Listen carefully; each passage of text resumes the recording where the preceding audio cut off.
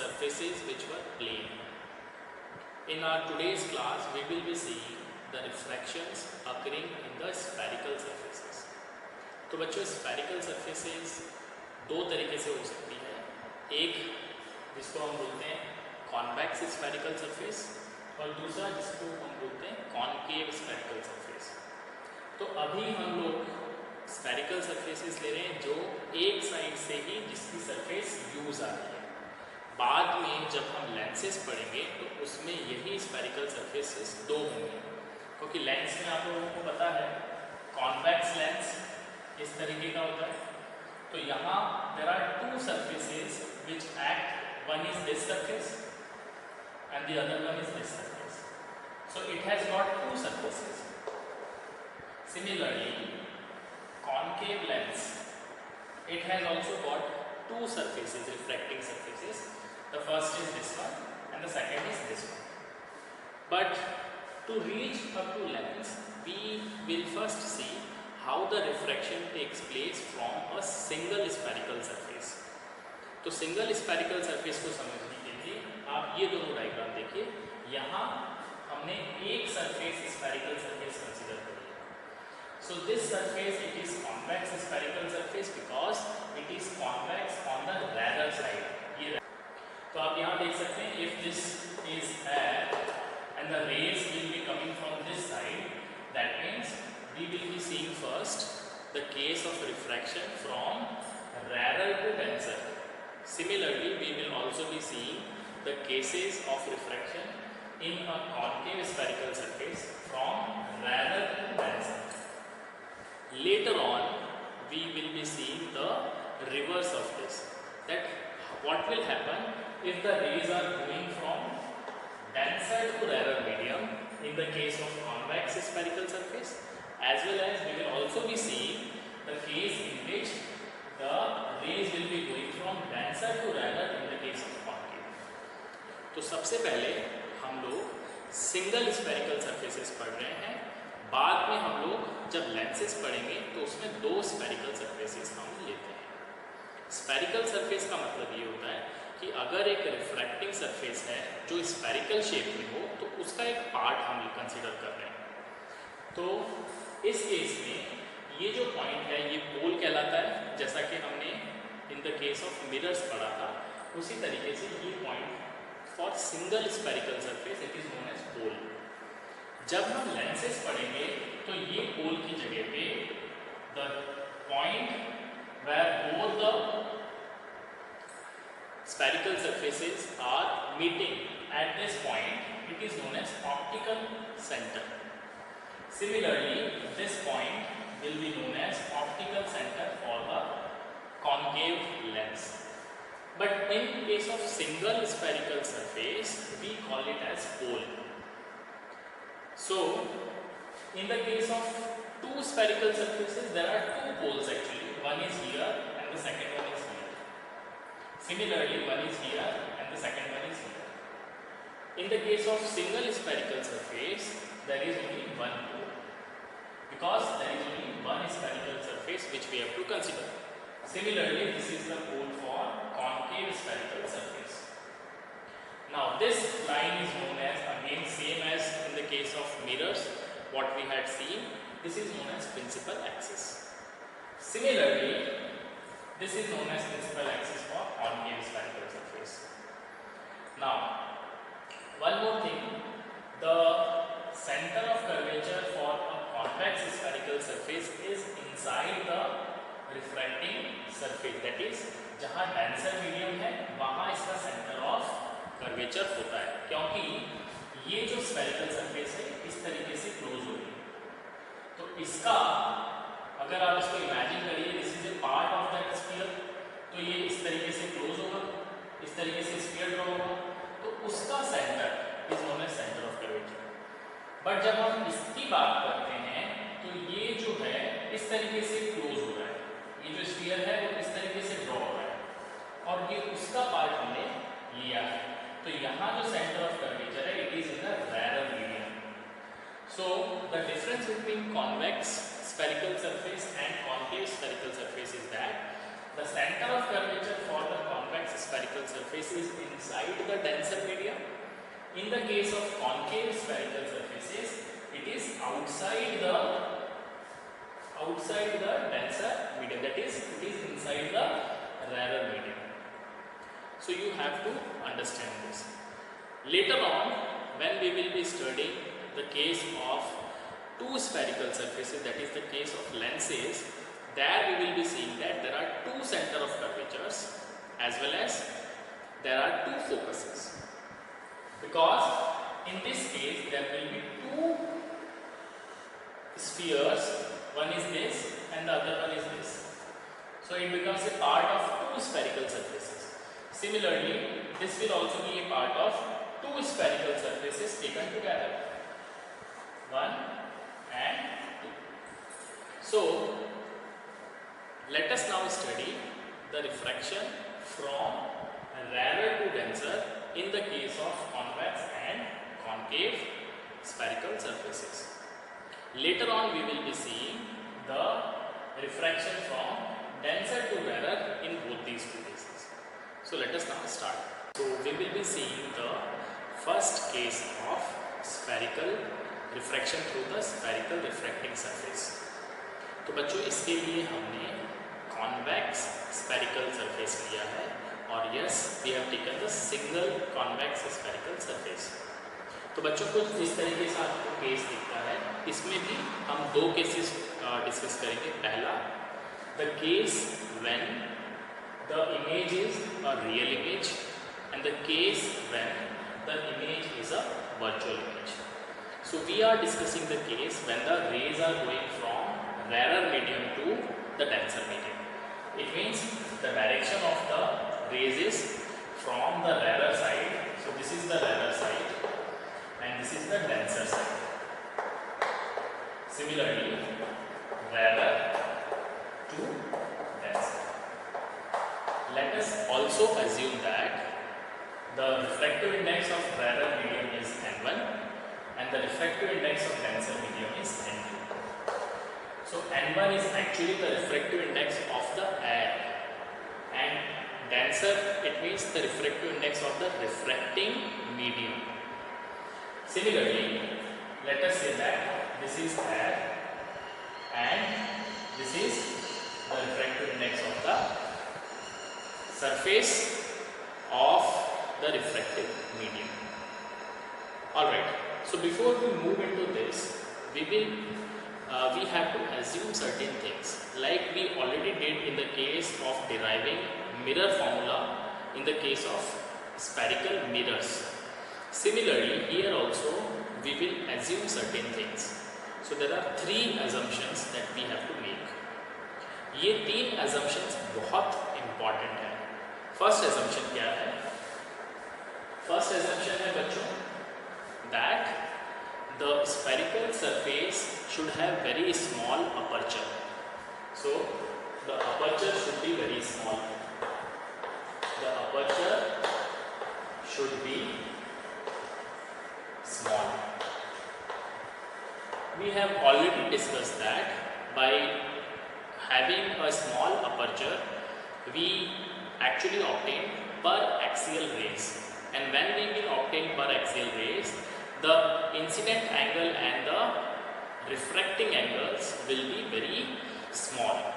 So second thing is that we obtain per axial rays. We obtain per axial rays.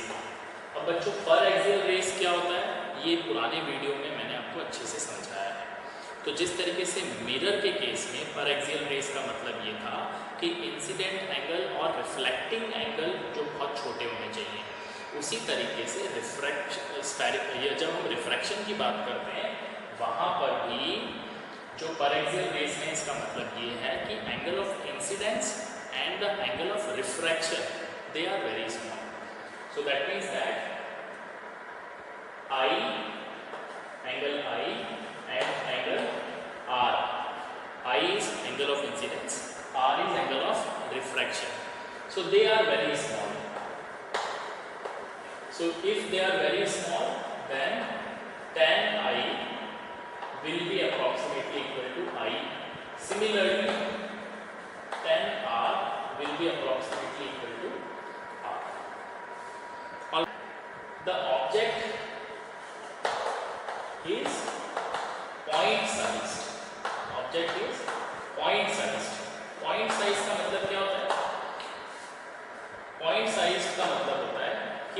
Object को इस तरीके से show नहीं कर रहे, हम ऑब्जेक्ट को एक पॉइंट लेके शो कर रहे हैं। सो इन दोनों केसेस में हमने ऑब्जेक्ट को एक पॉइंट साइज बताया है। तो ये जो पॉइंट O है, it is the object and it is placed on what, it is placed on the principal axis. ये प्रिंसिपल एक्सिस पे रखा हुआ है। इसी तरीके से यहाँ ये जो ऑब्जेक्ट है, it is placed on this principle axis. Alright, so considering these assumptions, now we are in position to go into the cases how the refraction happens. So as I have already told you, we will be dealing with two cases. First is the real image case and second is the virtual image case. तो बच्चों कैसे form होता है real image और virtual image, वो हमको देखना है। तो देखिए, जब इस तरीके से रेज ऑब्जेक्ट से जाती है और इस ए पॉइंट पे फॉल करती है, तो यहाँ इस पर्टिकुलर पॉइंट पे नॉर्मल होता है which is perpendicular to the tangent drawn at A. तो किसी भी सरफेस पे अगर मुझे नॉर्मल चाहिए, अगर मुझे इस पॉइंट पे नॉर्मल चाहिए, तो मैं क्या करता हूँ, एक टेंजेंट ड्रॉ करता हूँ और टेंजेंट ड्रॉ करके उसके परपेंडिकुलर जो लाइन होती है वो नॉर्मल कहलाती है। तो this is normal and this is the tangent, but the condition is that the normal will always pass through the center, it always pass through the center of the circle. So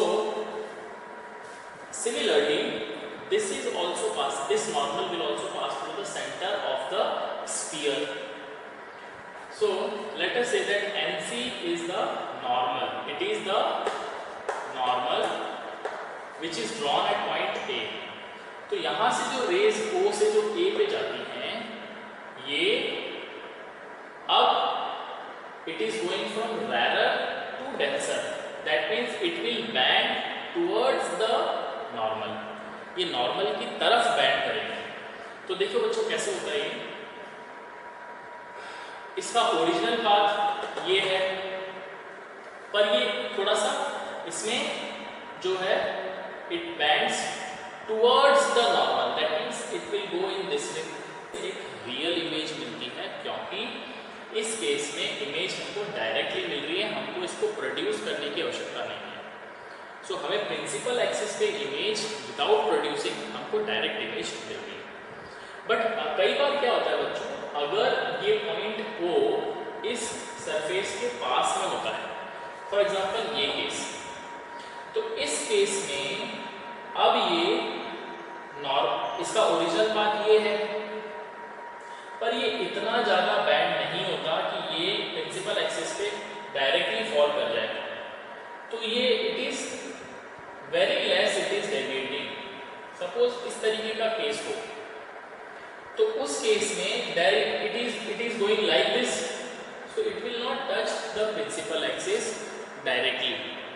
So indirectly we have to produce it to the back side.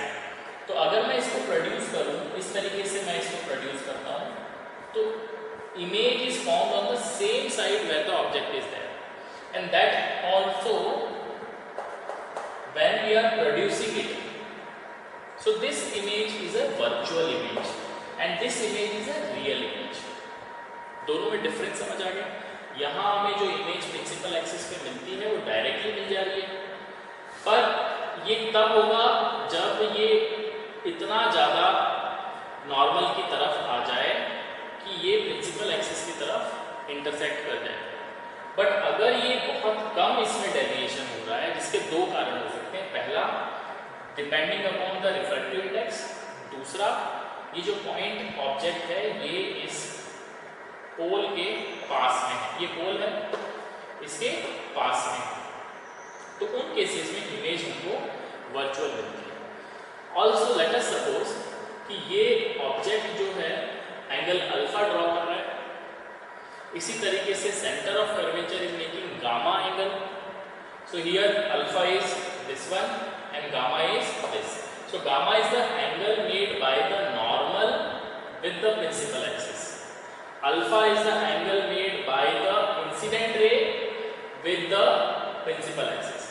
Similarly, let us say beta is the angle made by the refracted ray with the principal axis. So refracted ray बच्चों ये है, so it makes an angle beta. So this angle is suppose beta. Similarly, यहाँ refracted ray ये है, तो it is making angle beta with the principal axis. Now, in this case, the angle of incidence is with the normal. So this is our angle of incidence. So this is angle of incidence. Angle of incidence क्या होता है? Angle जो normal के साथ होता है. Similarly, this angle will be angle of refraction R. In case here the angle of incidence will be this complete. So this is our angle of incidence. ये incident ray, ये normal है. अब ये जो रिफ्रैक्टेड रे है, ये जो नॉर्मल के साथ बना रही है एंगल, तो ये एंगल आपका R है, दिस इज एंगल R. तो इसको गामा से कंफ्यूज नहीं होना, इसलिए इसको मैं रनिंग राइटिंग में लिख रहा हूँ R. तो now let us see how the refraction takes place. तो चलिए अब मैं इसको रब कर देता हूँ.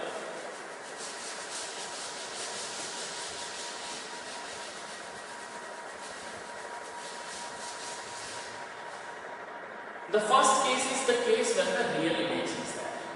So we are discussing real image case. तो real image में किस तरीके से होता है वो हम देखेंगे. तो चलिए सबसे पहले what will be the refractive index 2 with respect to 1? The refractive index 2 with respect to 1 will be equal to the refractive index n2 divided by n1. Now what is the refractive index n2 by 1? It means by Snell's law we know that it will be sin I upon sin R. So it will be equal to sin I upon sin R. But we know that these angles are very small, so we can consider it as equal to I upon R. Alright, why? Because approximation हमने लिया है कि angle of incidences are very small. So in that case, when tan I is equal to I, sin I will also be equal to I. Okay, similarly sin R will be equal to R because we know that angle I and angle R are small. Alright. Secondly, so this is equal to, so I am writing it as n2 upon n1 is equal to I upon R. But how we can write angle I? Angle I को मैं कैसे लिख सकता हूँ?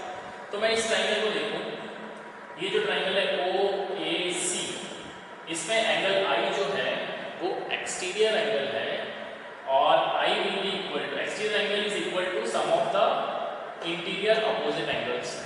So I is actually equal to alpha plus gamma. So in place of I can write alpha plus gamma. Similarly, what about R? So we know that gamma will be equal to, gamma is the exterior angle in this triangle. अब मैं triangle कौन सा ले रहा हूँ? ACI. तो उस case में gamma will be equal to R plus beta. So here I will write gamma is equal to R plus beta. So what will be R? R will be equal to gamma minus beta. So R is equal to gamma minus beta. So in place of R I am writing gamma minus beta. So tan alpha is equal to AM upon OM. So it is equal to AM upon OM. Similarly, we know that since these are the per axial rays, so this point A is very close to point B. In that case, we can consider that this point M is very close to P. ये पर axial raise है, तो हमें ये पता है ये बहुत पास में है पॉइंट. तो जब ये पास में रहेगा तो हमने मिरर फॉर्मूला को डिराइव किया था तब ये दिखा था. We can understand that M is very close to P. So we can write it like this. It can be written as AP divided by OP. Why? Because we have treated M to be very close to P. Similarly, this tan alpha is a very small angle. Angles are very small. So tan alpha, I can write it as simply as alpha. Similarly, in triangle, for taking angle alpha, alpha हमारे पास में ये आ गया. अब मुझे gamma चाहिए. Gamma, तो मैं triangle ले रहा हूं AMC. तो triangle AMC. What will be this? Gamma कितना होगा? Tan gamma will be equal to AM upon MC. So AM upon MC. But we know that M is tending to P. So instead of this, I can write AP upon PC. So instead of gamma, I can write as gamma is equal to AP upon PC. Why I am doing this? ऐसा क्यों कर रहा हूँ? Because we know that gamma is very small. Alright. Now, similarly, अब beta बचा है. तो beta के लिए कौन सा ट्राइंगल लूँ? AMI. So triangle AMI, I can write tan beta will be equal to AM upon MI. AM upon MI, जिसको मैं AP upon PI लिख सकता हूँ. क्यों? क्योंकि M is tending to P. And tan beta की जगह पे I can write beta. So this implies that beta is equal to AP upon PI. Alright, तो सारी वैल्यूज आ गई. ये आपके पास में गामा की वैल्यू है, ये आपके पास में अल्फा की वैल्यू है, और ये आपके पास में बीटा की वैल्यू है. इन वैल्यूज को इधर सब्स्टिट्यूट करना है. तो अल्फा की जगह पे मैं क्या रखूं? AP upon OP. AP upon OP plus gamma की जगह पे क्या रखूं? AP upon PC. AP upon PC divided by beta की जगह पे क्या रखूं? AP upon PI.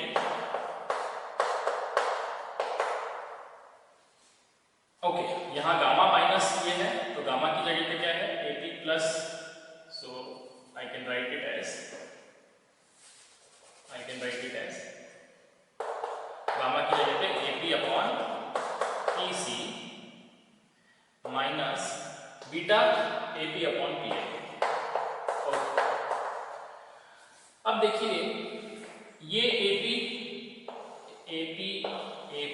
और AP ये सब न्यूमरेटर में आ रहे हैं, तो इसको मैं कैंसिल कर दूं. अब OP किसके इक्वल है? O से P तक की जो डिस्टेंस है that is equal to -U, क्योंकि मैं P को एक पोल कंसीडर कर रहा हूं. सो O to P I will be taking at -U. P to C I will be taking as +R. Why? Because it is in the right side. पोल को मैंने origin माना है, so I will be taking this as +R. P to I will be taking as +V, क्योंकि it is on right side. So all this AP are gone. Now 1 upon OP plus 1 upon PC divided by 1 upon PC minus 1 upon PI. पर OP की जगह पे मैंने आपको बताया क्या रखना है आपको? -U. तो मैं इसको रख सकता हूँ -1 upon U प्लस PC की जगह पे हम क्या रखेंगे? R. So 1 upon capital R divided by 1 upon R minus PI की जगह पे हमको क्या रखना है? PI की जगह पे हमको रखना है V. So 1 upon V. चलिए, तो आगे रब कर देते हैं इसको, इस पार्ट को.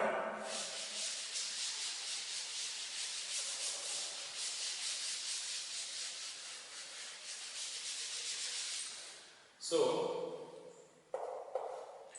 हमें मिल गया N2 upon N1 is equal to -1 upon U plus 1 upon R 1 upon R minus 1 upon V. Alright, तो अगर आप इसको क्रॉस मल्टीप्लाई कर रहे हैं तो मेरे पास क्या आता है, N2 is equal to 1 upon R minus 1 upon P. This is equal to N1 into minus 1 upon U plus 1 upon R. अब मैं R वाली टर्म को एक तरफ लिखूंगा और U वाली टर्म्स को एक तरफ लिखना है मुझे, तो मैं V को उस तरफ भेज रहा हूँ, ये वाले R को इस तरफ भेज रहा हूँ। तो सबसे पहले इसको मैं इस तरीके से लिख सकता हूँ, ये R इस तरफ आ रहा है, सो N2 अपॉन R, और ये इस तरफ आके क्या बन जाएगा, माइनस N1 अपॉन R, ये वाली टर्म को उस तरफ भेजना, so it is equal to N1 upon minus U, इसको कैसे लिख सकता हूँ, N1 अपॉन माइनस U, और ये जो है ये इस तरफ गया, so plus N2 upon V। तो इसको I can write it this, I am writing this first, N1 upon minus U plus N2 upon V is equal to N2 minus N1 upon R। तो बच्चों ये जो आया है, this is the formula for the refraction in the case we are taking real image. Let us now see the case when we will be taking the virtual image. अब हम virtual image का case देख लेते हैं। तो virtual image के case में image इस जगह पे फॉर्म हुई है, तो सबसे पहले हम लोग जैसा हमने वहां फाइंड आउट किया था वैसे ही पता कर लेते हैं। tan बीटा किसके इक्वल होगा, tan beta it will be equal to beta because angle is small, but it is equal to perpendicular upon base. तो परपेंडिकुलर मैंने यहां से ड्रॉ किया, ये है m, तो tan बीटा के लिए मैंने ट्रायंगल किया AMI, तो AMI में परपेंडिकुलर है AM डिवाइडेड बाय IM, पर ये M पॉइंट वापस P पॉइंट के बहुत क्लोज है, तो मैं इसको लिख सकता हूं AB upon IP। Similarly this is my beta, this is the beta angle. Similarly what will be alpha, so alpha will be equal to perpendicular AM upon OM, पर AM जो है वो P के पास में है, तो मैं लिख सकता हूं AB upon 50।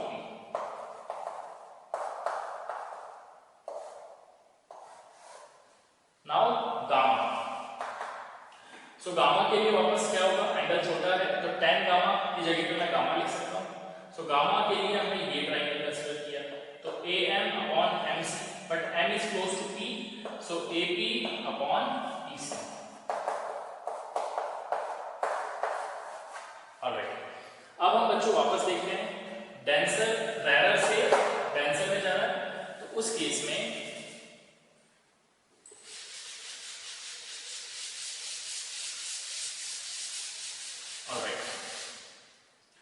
so what will be N2 upon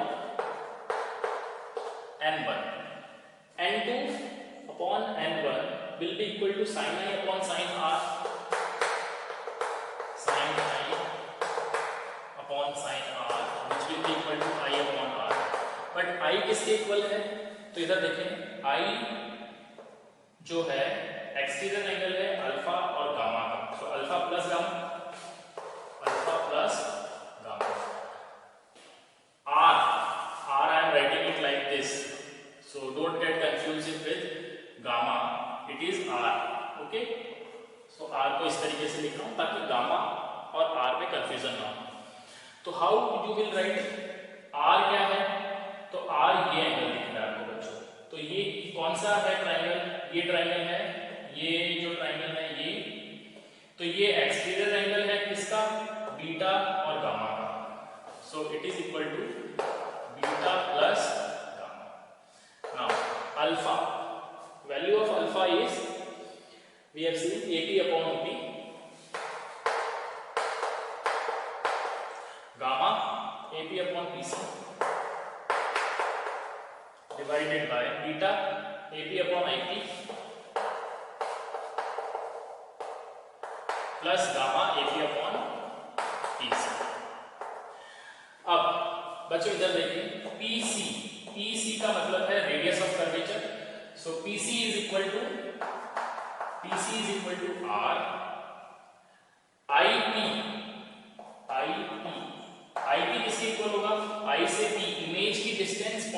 पोल से और वो भी इस तरफ आ रही है, तो minus B and OP, OP is equal to again image की ऑब्जेक्ट की डिस्टेंस फ्रॉम पोल, तो इस तरफ आ रहा है तो मैं माइनस बी। अब हम उसकी वैल्यू सब्स्टिट्यूट करें। अब इधर देखिए एपी न्यूमरेटर में है तो मैं इसको कैंसिल मान सकता हूँ। फाइनली मेरे पास में क्या है, 1 upon OP plus 1 upon PC divided by 1 upon IP plus 1 upon PC. 1 upon OP, OP is equal to minus u, तो ये हो गया 1 upon minus u plus 1 upon PC, PC is equal to r divided by 1 upon IP, IP is equal to minus v plus 1 upon r and 2 upon N.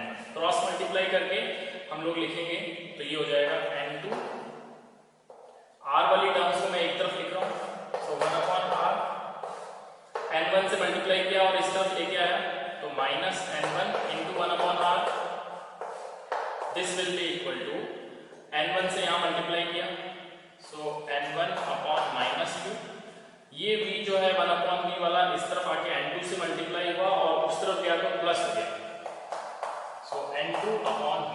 तो इसको आप solve करोगे ये आ जाएगा।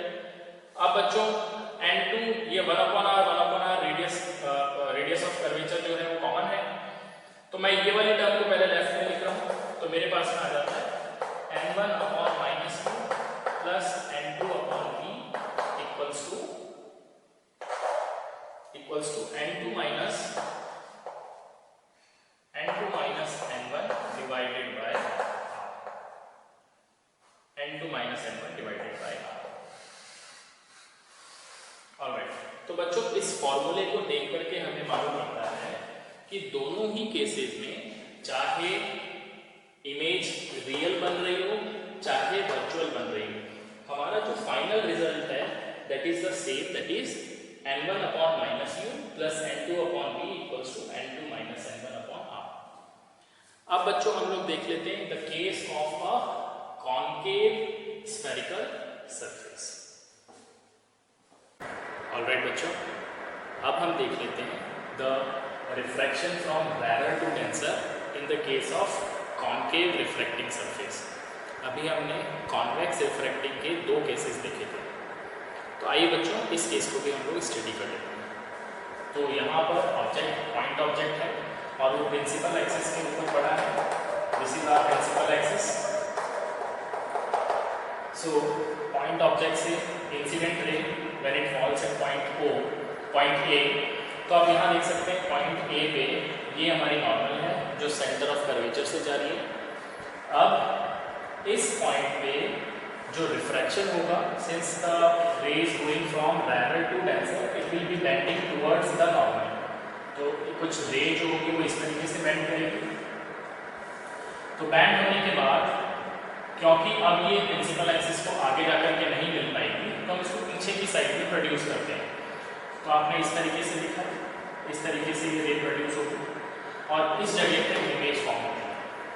तो बच्चों rarer के केस में in the case from rarer to denser for concave refracting surface the image is always virtual। तो हमने कॉन्वेक्स में देखा था रियल और वर्चुअल दोनों इमेज फॉर्म हो सकती है, पर एक कॉन्केव के केस में the image form is virtual. Alright, तो अगर ये नॉर्मल है तो एंगल ऑफ इंसिडेंस ये होगा, complete angle with the normal it will be incidence angle, angle of refraction ये r will be this, जिसको मैं इस तरफ से अगर डिनोट करूँ तो vertically opposite angle this will also be r। now the object A से incident ray जो है principal axis से लेटर से एंगल अल्फा बनाती है, इसी तरीके से इमेज बीटा एंगल ड्रॉ कर रही है और सेंटर ऑफ कर्वेचर से जो एंगल है दैट इज गामा। अब यहाँ हम देखें तो ये देखते हैं कि gamma is exterior angle for alpha and i, तो हम ये बोल सकते हैं gamma is equal to alpha plus i. Similarly हम ये देखते हैं कि इस छोटे ट्राइंगल के लिए, that is I A and C, gamma is also again exterior angle, so gamma is equal to beta plus R. Okay, so हमारे असम्पशन जैसा कि उस वाले केस में थे, ये इस केस में भी असम्पशंस हमारे सेम रहते हैं. तो चलिए हम लोग देखते हैं n2/n1 क्या होता है. n2/n1 is the refractive index with respect to n1. So it is will be equal to sin I upon sin r. Angles are small, so we can write I upon r. In place of I will be able to write gamma minus alpha. In case of r, I will be writing gamma minus beta. Okay. अगर हम gamma की तरफ चलें, यहाँ से perpendicular draw कर रहे हैं, लेट अस से perpendicular is m. Now since m is very close to p, I can say that tan gamma which is equal to am upon cm, instead of writing m, since m is approaching p, so I can write ap upon pc. But since this angle is very small, I will say that it is equal to gamma. Similarly, I can write that beta is equal to ap upon ip. Similarly, alpha is equal to am. Instead of writing am, I will be writing ap, because m is approaching p, so ap upon op. So with this, I can write it here. The value of gamma is ap upon pc minus alpha ap upon op, whole divided by gamma ap upon pc minus beta ap upon ip. Here ap numerator, which is common, it can be cancelled. So I have 1 upon pc minus 1 upon op divided by 1 upon pc minus 1 upon I. P is equal to minus r, pi is equal to minus v, and po is equal to minus u. So putting these values here, we will get 1 upon minus r minus 1 upon minus u, and ip 1 upon minus v. So this can be written as, taking minus as common, so 1 upon r plus, because we have taken minus common, so it will be plus 1 upon minus u divided by 1 upon r plus 1 upon minus u, because minus we are taking as common, so it will be cancelled. Now this will be equal to n2 upon n1. Now cross multiplying, so this I am multiplying with this, I will get n2 multiplied by 1 upon r plus 1 upon v equals to n1 1 upon r plus 1 upon minus 2. So taking r on the same side, we get n2 1 upon r minus n1 1 upon r. This is equal to n1. Okay, so this is n1 upon minus u, और ये वाला इसके ऊपर जाके plus हो जाएगा, plus n2 upon v. So finally we can say that we are getting the relation this. So 1 upon r is common, so I can write n2 minus n1 upon r is equal to n1 upon minus u plus n2 upon v. So we see that this is the same relation what we were getting in the case of convex refracting surface. So we can say that the relation does not change for the case of concave or convex refracting surfaces when we are considering rarer to denser. In our next class, we will be considering the opposite of this, that means denser to rarer. So तब तक के लिए have a good day and